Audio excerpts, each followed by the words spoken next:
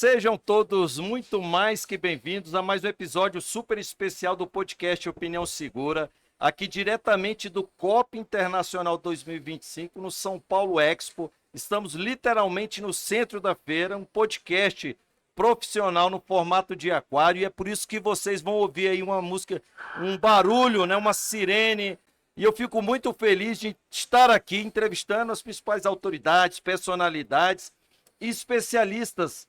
Lembrando que a gente recebe o apoio da Axon, da Ubrix e também da Flash Engenharia. Esse entrevistado, que eu vou ter a honra de conversar agora nesse bate-papo agradável, já tem um bom tempo que eu tento essa entrevista em formato de podcast, embora já tivesse feito uma live com ele. E vou mencionar o nome, que é o Dr. Roth, que é magistrado, é uma referência, muito querido pelas forças policiais brasileiras.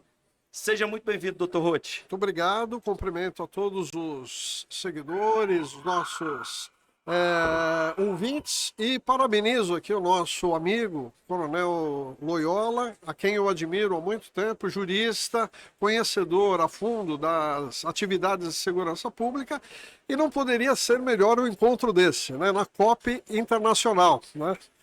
Onde, né, o palco aqui é a segurança pública, né? Parabéns. Não, e o Dr. Roth podemos dizer também, além de magistrado, um oficial de polícia, com profundo conhecimento da atividade policial, um grande acadêmico, doutrinador, com algumas obras publicadas, como eu disse, uma referência, utilizado como fonte de consulta. E a gente vai poder falar aqui de alguns assuntos. Obviamente, eu gostaria de ficar pelo menos aqui 1 hora ou 2 horas, mas a gente tem um tempo curto aqui. Mas vamos tentar enfrentar alguns assuntos.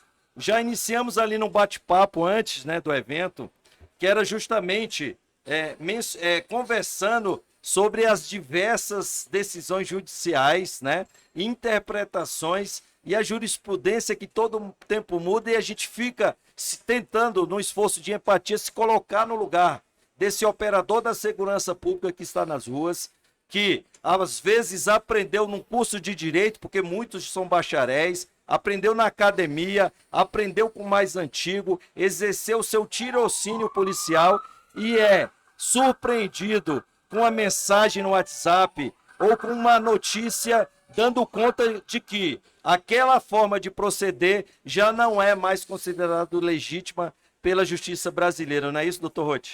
Olha, com certeza, o seu programa é Opinião Segura. Exato. Eu concordo, né? E evidentemente falar sobre segurança pública é algo, ao mesmo tempo, complexo e delicado. Complexo porque envolve uma série de facetas que o policial tem que conhecer, né? E por isso ele faz uma escola, ele faz cursos de formação, etc, etc. E é delicado por quê? Porque esta questão hoje, ela foi judicializada. Então veja, o trabalho de polícia, que até 2020 sempre foi um porto seguro, uma tranquilidade, ele passou a ser revolto. Por quê? Porque os atos de polícia passaram a ser sindicalizados, né? Judicializados, levados ao juiz para aferir a legalidade e a legitimidade. Então, o policial, aquele que está na linha de frente, ele, na maioria das vezes, fica inseguro, né? Porque ele age de uma forma, a orientação policial interna na caserna é uma, a lei é muito clara, né? Mas a interpretação judicial acaba sendo diversa daquela que ele tinha como certa, né? Então, são esses dois aspectos, complexo e delicado ao mesmo tempo. E doutor Roth, magistrado, juiz militar, o ofício de julgar é um ofício muito difícil. Eu fui oficial de corregedoria,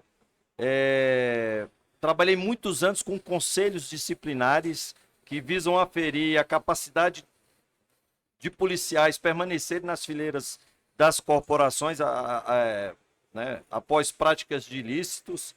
A gente sabe que qualquer instituição há bons e há maus profissionais, e a gente precisa separar o joio do trigo. E uma questão que eu já trouxe aqui nas outras entrevistas, e a gente percebe, doutor Rotti, nessa feira aqui, cada vez mais, a cada ano que passa, empresas de defesa que atuam no campo da defesa da segurança externa, que entrega os seus produtos para as Forças Armadas, tendo que fazer uma conversão e entregar também para a segurança pública por conta do aparato criminal que o crime organizado e as facções criminosas têm utilizado para enfrentar as forças policiais. Então, Hammer, né? A gente tem forças, inclusive, que tem, né, retroescavadeiras. Cada vez mais armas de guerra são colocadas à disposição das forças das facções criminosas. Temos aí o Dominicidade, Novo Cangaço, né? Inclusive utilizando explosivos, né, na cidade para invasão. E aí vem a pergunta: estamos no estado de guerra, enfrentamos uma situação que é assemelhada a uma situação de guerra. Aí vem a grande questão, que esse profissional de segurança pública, ele vai ser julgado por um tribunal em tempo de paz. Então precisamos refletir muito sobre qual é a régua que eu vou utilizar para julgar esse operador, sobretudo quando a gente fala do caso do estado do Rio de Janeiro. Sim, o Rio de Janeiro é um caso emblemático, né? Não só pela geografia, né, que acaba possibilitando ali a localização quase que inacessível, né, das forças de segurança, e isso agravado pelo apoio logístico, né, o armamento, os equipamentos de guerra, né, que ali chegam, né. Então, realmente, o Rio de Janeiro, mas não só o Rio, né? Em outras partes, regiões do Brasil, os confrontos têm ocorrido com muita frequência, né? Mas realmente é uma questão preocupante, intermitente, né? E você vê que são muitas autoridades envolvidas, né? O governo estadual, né? As polícias, né? Os parlamentares, não é isso? E o judiciário também em meio a essa discussão, né? Então é aquilo que eu disse, é complexo a gente tratar de temas de segurança pública, mas esse do Rio de Janeiro é muito preocupante. E aí fica uma indagação, né? No plano da reflexão, né?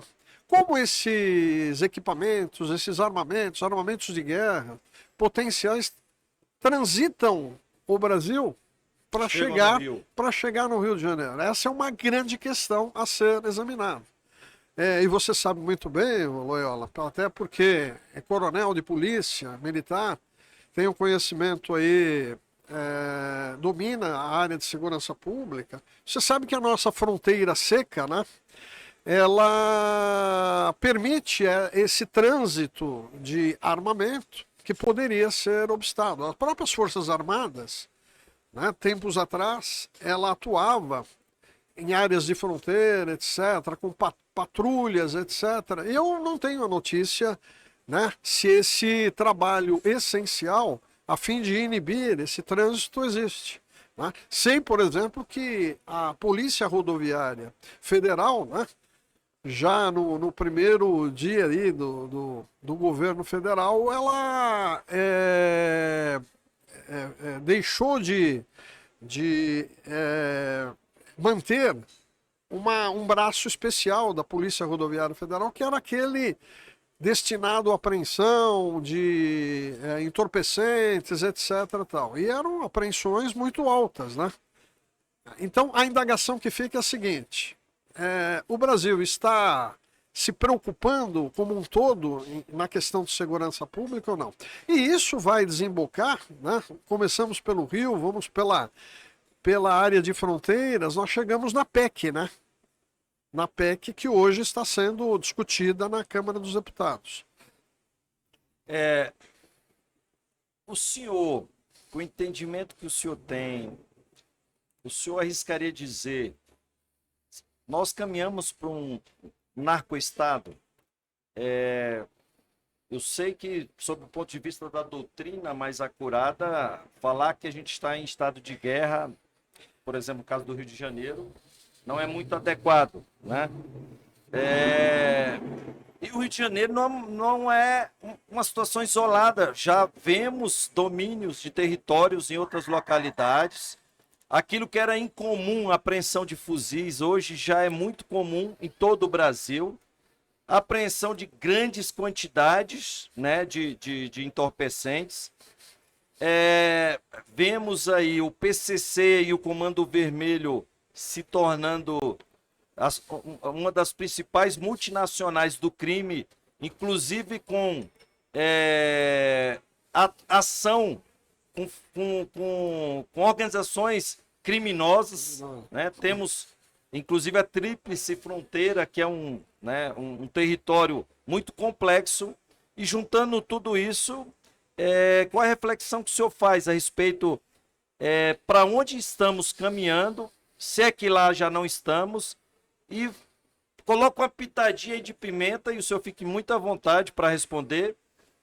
Nós temos hoje uma sinalização do governo norte-americano no sentido de fazer um confronto com o governo venezuelano e agora acirrando também com a Colômbia, alegando e justificando as suas ações por conta do narco, de uma caracterização de narco-estado.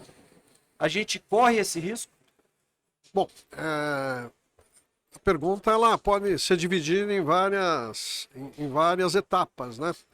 Eu começaria com a seguinte abordagem, né? Hoje no Brasil, e a mídia já divulgou isso com muita ênfase, nós temos mais de 80 facções, organizações criminosas a nível de facções.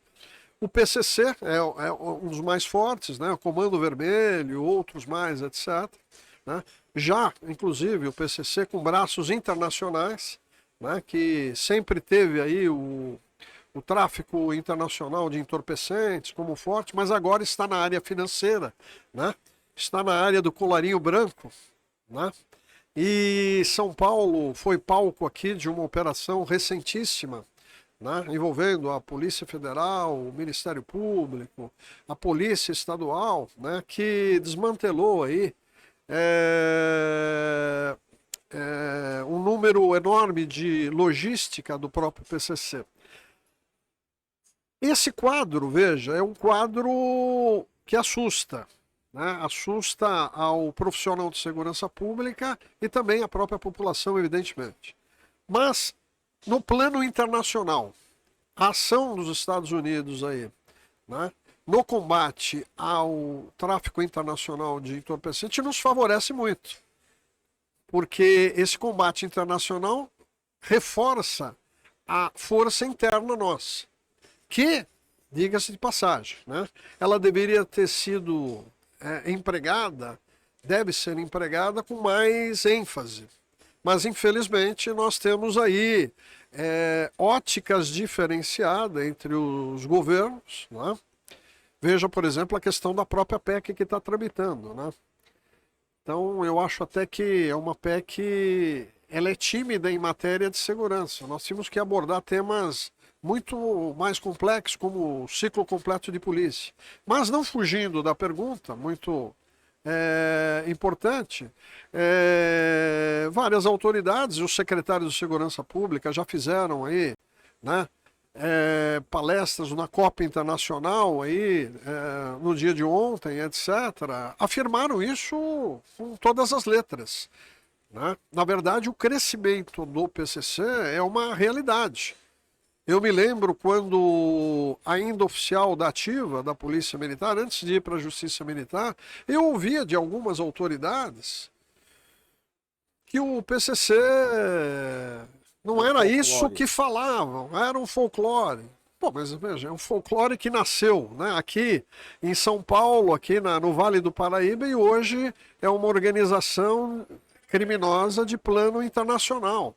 veja as autoridades que estão sendo ameaçadas, o trabalho aqui da polícia em São Paulo, né, nesses últimos dias aí, né, prendendo integrantes aí, a descoberta de plano, inclusive já visando a morte de outras autoridades constituídas. Então isso é muito grave. Nós estamos muito próximo a esse quadro, né? E se nada for feito, né, nós vemos o quê? Os parlamentares da bancada de segurança querendo mudar isso, né? Paralelamente a isso, nós temos uma diversidade de problemas no Brasil, né, que correm, né, como um múltiplo incêndio. Né? Você tem que estar em todos os lugares ao mesmo tempo. E a realidade internacional. Então, o quadro realmente é problemático, ele é complexo. E aqui no nosso bate-papo, né, a gente fazer uma abordagem nesse plano envolvendo essa complexidade, eu diria o seguinte, né?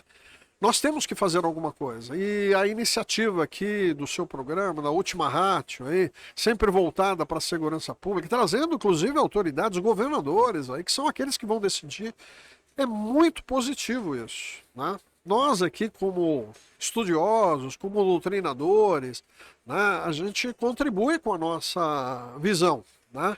Mas efetivamente nós precisamos trazer as autoridades e envolvê-las nesse assunto. O governador de São Paulo é uma autoridade preocupada com isso. Tanto é que a polícia aqui tem tido aí ótimos resultados, né? A polícia, o governo de Goiás, né? O governador Caiado, que você entrevistou recentemente, é outro exemplo fantástico. Então, eu acredito que o outro governador, o próprio do Paraná, né? Sim. O governador Ratinho, né? Também é outro exemplo. Então, são governos fortes que estão aí enfrentando como tem que ser enfrentada a criminalidade. E quando a gente fala em criminalidade, é lógico, a mais preocupante é a criminalidade organizada, né? Que é aquela macro. Mas veja, eu nunca, como bom policial, não posso esquecer da microcriminalidade. Perfeito. Porque se você combate a microcriminalidade, você evidentemente não vai deixar alavancar a macrocriminalidade. E hoje nós temos um problema seríssimo no Brasil, que é a questão da abordagem policial, que você provocou logo no início das perguntas. A abordagem policial é aquela primeira atividade que a polícia preventiva vai fazer em prol da sociedade para evitar o quê? O crime maior, ou o macrocrime. Nós estamos falando aqui de entorpecente. Ontem em São Paulo, por exemplo, o secretário de Segurança aqui, o Derrite, né? Ele elogiou inclusive a ação da Polícia Rodoviária, que fez uma apreensão de 2 toneladas de, me parece que, maconha, se eu não me engano. Não sei se maconha ou cocaína, agora me foge um pouco. Mas, enfim, é uma droga aí que, né, está aí sendo transitada no Brasil todo. Então eu pergunto, veja, se a polícia não for atuante, né, um território continental nosso, a criminalidade vai vencer. Então a polícia precisa sim ser fortalecida, precisa do reconhecimento das autoridades, precisa de uma mudança na legislação que seja eficiente. Né? Veja que hoje nós temos a questão da discussão se as organizações criminosas devem ser reconhecidas sob a ótica de terrorista, de crimes hediondos ou não. Né? Então, realmente é um ambiente que está em combustão, né? Está dinâmico aí a todo dia. Né? E doutor Rodi, o senhor falou também do TCO, né, que a gente chama de termo circunstanciado de ocorrência, e também tem a questão do ciclo completo de polícia. São questões que precisam ser debatidas, né, refletidas e confrontadas, obviamente orientado pelo direito, pela segurança pública baseada em evidências e também pela ciência policial, com o objetivo claro de impactar no controle, né, na prevenção criminal, no enfrentamento, mas também de levar melhores serviços para a sociedade. Então, a gente sabe que são debates candentes sobretudo porque adentra questões corporativistas, mas eu costumo dizer que a gente precisa enfrentar esses assuntos levando em consideração o brasileiro que todos os dias está na rua, inclusive a gente, porque quando você tira sua farda, você também é um cidadão que carece de segurança pública. Não, não tenha dúvida. Veja, foi bem colocado o TCO, né, o termo circunstanciado de ocorrência. Hoje, graças a Deus, o Supremo Tribunal Federal já decidiu, né, quanto à legitimidade, quanto à autorização para a Polícia Militar lavrar o TCO, né? Mas embora a gente tendo aí uma decisão da Suprema Corte, você veja que nem todos os estados implantaram o TCO. São Paulo é um exemplo desse. São Paulo, que foi o pioneiro em iniciar o TCO, que durante 5 anos, né, num plano piloto, manteve o TCO, né, hoje está lanterna de todo o Brasil. Por quê? Foi vanguardista. Exatamente. Mas o que acontece? Então a gente vê que os estados que implantaram o TCO têm aí um resultado altamente eficiente, né? Isso é bom para a população, né? É bom para o combate ao crime, né? Agiliza, torna menos traumático a ocorrência policial, porque ela é resolvida no local do crime, sem duplicidade de registro, sem fila, sem tempo ali na delegacia de polícia, etc., né? E, paralelamente a isso, um assunto de maior envergadura, que é o ciclo completo de polícia. Eu me lembro que quando convidado por parlamentares para fazer a audiência pública do ciclo completo de polícia, ali tive contato com policiais de todas as categorias, né? Tanto federais como estaduais, etc. Era quase uma unanimidade de todos ali, quase, a adoção do ciclo completo de polícia, né? Havia bancada, uma frente parlamentar pró ciclo completo de polícia, né? Dentre os parlamentares, o mais expoente ali à época, quando estive lá, o saudoso senador Olímpio, né? Olímpio Gomes, aqui de São Paulo, e a coisa caminhava bem. Mas aí nós tivemos uma mudança, né, no governo federal, e essa tecla me parece que deu uma esfriada aí. Em termos ideais, nós estamos falando de mudar a polícia no Brasil, né, porque esse modelo ele já está ultrapassado, né, ele já é obsoleto em relação aos países do mundo. Né, os países aí vinculados à ONU, né, 193 países, né, só 2 que ainda tem esse modelo que o Brasil tem. O Brasil e a Guiné-Bissau, né? Então, veja, esse sistema já superado, ele precisa ser modernizado, ele precisa ser modificado em prol da população. Ou seja, o policial que atende a ocorrência no local do crime é aquele policial que primeiro chega na ocorrência, via o 90, normalmente, é aquele que tem maiores condições de reunir o quê? Os elementos de prova do que aconteceu. Ele vai ter contato com as partes da ocorrência, com testemunhas, com objetos, com os instrumentos do crime, né? Então, veja, por que não valorizar esse sistema que já é adotado em todo o mundo, o ciclo completo de polícia? O sistema hoje existente no Brasil é o ciclo incompleto de polícia. Nós temos uma polícia preventiva, que é aquela que está aí tomando chuva, sol, etc., está 24 horas na rua, atendendo 90, ocorrência, né? Fazendo, se desdobrando para dar segurança para a população. E nós temos uma segunda polícia, que é a polícia investigativa, é a polícia judiciária, é aquela que vai atuar depois do crime, né? E você vê uma defasagem entre elas. Por quê? Porque a demanda da polícia preventiva acaba sobrecarregando a polícia repressiva, né? E aí você, dentro dessa complexidade, dessa abordagem de assuntos, você cai na questão do índice de resolução de crimes, que aí é um escândalo, né? É um escândalo. O Brasil, que é um país dos mais violentos do mundo, né, é aquele que, né, não alcançou ainda o nível de resolução de crimes. E tem, né? também a questão da revitimização, né? Exatamente. Então, veja, tudo é muito complexo e isso acaba sendo levado ao judiciário, né? Você sabe muito bem, o Loyola, que em matéria de literatura aí, né, nós temos aí bons compêndios, aí, boas obras, né? Mas isso ainda é insuficiente para a complexidade de assuntos que nós estamos tratando, né? Hoje você vê, por exemplo, a utilização de drones, né, como complemento à segurança pública, a utilização de cães, né, no policiamento ostensivo, tudo isso é muito positivo, é uma ferramenta que deve ser aplaudida. Mas veja, nós encontramos discussões aí, discussões que acabam tornando aquilo que é necessário, né, vamos dizer, desmotivante para aquele que está na linha de frente, o policial, né, que está aí na chuva e no sol diariamente, né?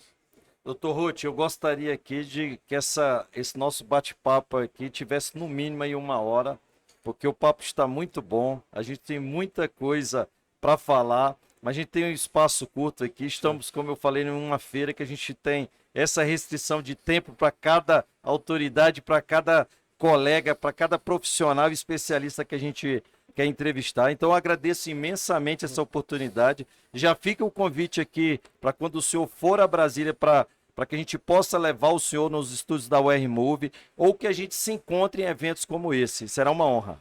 Eu agradeço os cumprimentos aí, parabenizo a sua liderança, a sua atuação nessa área e não posso deixar de dar aqui a minha opinião em relação ao prestígio da Última Ratio, que veja, numa feira internacional, né, é o que nós temos de macro em termos de segurança pública na América Latina, a Última Ratio está aqui presente com o seu estúdio. Parabéns pelo seu prestígio, pela sua atuação, um abraço a todos os ouvintes aí, o tempo é pouco, mas foi apenas aqui um aquecimento, né, para um encontro aí mais aprofundado. Muito obrigado, sucesso a todos aí. Muito obrigado, doutor Roth. E esse foi um episódio, como eu disse, muito especial do podcast Opinião Segura, diretamente do COP Internacional 2025, São Paulo Expo. Estamos aqui no centro da feira, até pelo barulho aí do ronco aí da viatura, das sirenes, vocês percebem que a gente está literalmente aqui sendo prestigiado por essas autoridades, essas personalidades especialistas como o Dr. Roth. Lembrando que o nosso podcast recebe o apoio da Axon, da Ubrix e também da Flash Engenharia. Forte abraço a todos, força e honra.